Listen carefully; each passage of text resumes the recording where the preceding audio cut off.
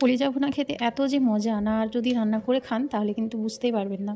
আসসালামু আলাইকুম, আনিশা কিচেনে সকলকে স্বাগত। আজ আপনাদের খুবই সহজভাবে তৈরি করে দেখাবো কলিজা ভুনা। আর এই কলিজা ভুনাটা কিন্তু খেতে খুবই সুন্দর লাগে। একবার আপনারা এভাবে করে রান্না করে দেখবেন।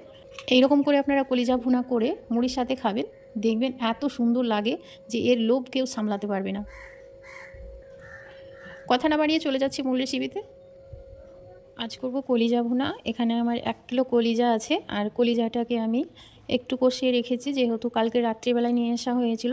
তো এখানে আমি অল্প অল্প করে মশলা দিয়ে কষিয়েছি, হলুদ, লবণ আর তেল, লঙ্কার গুঁড়া, এই দিয়েই কিন্তু এটা কষিয়ে রেখেছি। এতে আর আমি কিছু দিইনি, হালকা একটু আদা রসুন বাটা দিয়েছি। কলিজা কাঁচা অবস্থায় যদি ফ্রিজে রাখা হয় তাহলে নষ্ট হয়ে যায়, আসল যে কালারটা থাকে কলিজার সেটা কিন্তু আলাদা হয়ে যায়, চেঞ্জ হয়ে যায় পুরো। তো কলিজাটা কাঁচা না রেখে আমরা সঙ্গে সঙ্গে একটু কষিয়েও রাখতে পারি। আমি সেই জন্য কিন্তু এইভাবে রেখেছিলাম। আর এখন কলিজাটাকে রান্না করে নেব।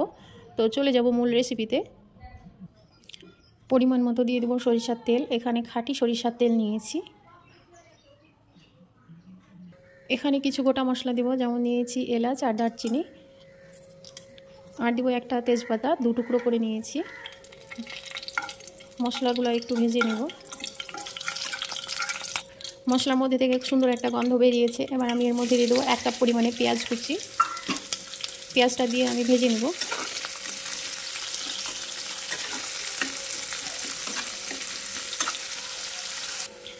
পেঁয়াজটা আমি নরম করে নিয়েছি। এবার এর মধ্যে দিয়ে দেবো আদা রসুন বাটা। আদা আর রসুন আমি সব সময় একসঙ্গে বেটে রাখি। আদা রসুন দিয়ে একটু ভেজে নেব। এবার আমি গুঁড়ো মশলাগুলো অ্যাড করব। দিয়ে দেবো জিরের গুঁড়ো।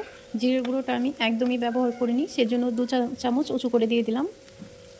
এবার দেবো একটু লঙ্কা গুঁড়ো। যে মশলাগুলো আমি ব্যবহার করেছি সেগুলো একটু কম করে দেব, যেমন লঙ্কা, হলুদ আর লবণ, এটা একটু কম করে দিব। আর দেবো একটু হলুদ গুঁড়ো। মশলাটা পুড়ে যেন না যায় সেজন্য একটু পানি দিয়ে দেবো।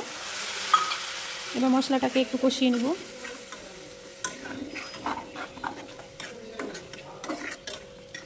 এবার দিয়ে দেবো একটু ভাজা জিরার গুঁড়া, গোলমরিচের গুঁড়া, আর দেবো হোমমেড গরম মশলার গুঁড়া। এগুলো আমি 1/2 চা চামচ পরিমাণ করে দিয়েছি। মশলাটাকে আবারও ভালো করে মিশিয়ে নেব।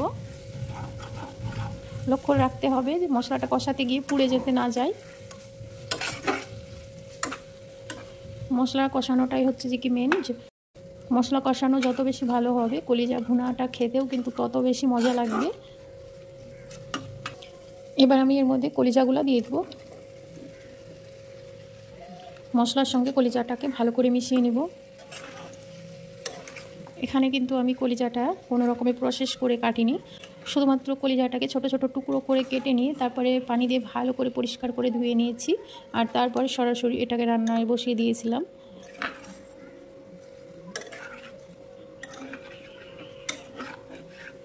এই কলিজা ভুনাটা আমার বাড়ির সকলে খুব পছন্দ করে। কড়াই ধোয়া একটু পানি দিয়ে দেবো। এটাকে ভালো করে নাড়াচাড়া করে ঢাকনা দিয়ে ঢেকে আমি রান্না করে নেব।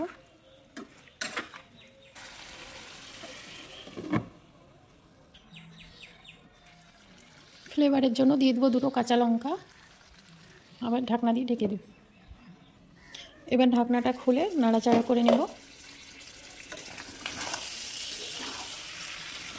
কলিজাটা হয়ে গিয়েছে, আর একটু নাড়াচাড়া করে নামিয়ে নেব। এটা আর ঢাকা দিয়ে রাখার প্রয়োজন নেই, যেহেতু কলিজাটা হয়ে গিয়েছে। একটা প্লেটের মধ্যে আমি সার্ভ করে নিচ্ছি। আর কলিজা ভুনাটা একেবারে শুকিয়ে না ফেলে এইরকম মাখো মাখো করলেই বেশি ভালো লাগে খেতে। এই কলিজা ভুনাটা আমরা সবসময় মুড়ি দিয়ে খেয়ে থাকি। কলিজা ভুনা মুড়ি দিয়ে খেতে কিন্তু দারুণ লাগে।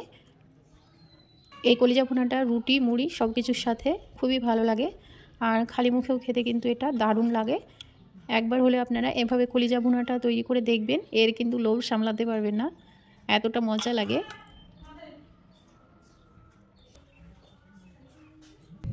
এইভাবে করে আপনারা কলিজা ভুনা করে আমাকে কমেন্ট করে জানাবেন যে কেমন লেগেছে খেতে। আর এই কলিজা ভুনাটা একদিন রান্না করে 4-5 দিন ফ্রিজে রেখে কিন্তু খাওয়া যায়, শুধু গরম করে নিলেই হয়ে যাবে।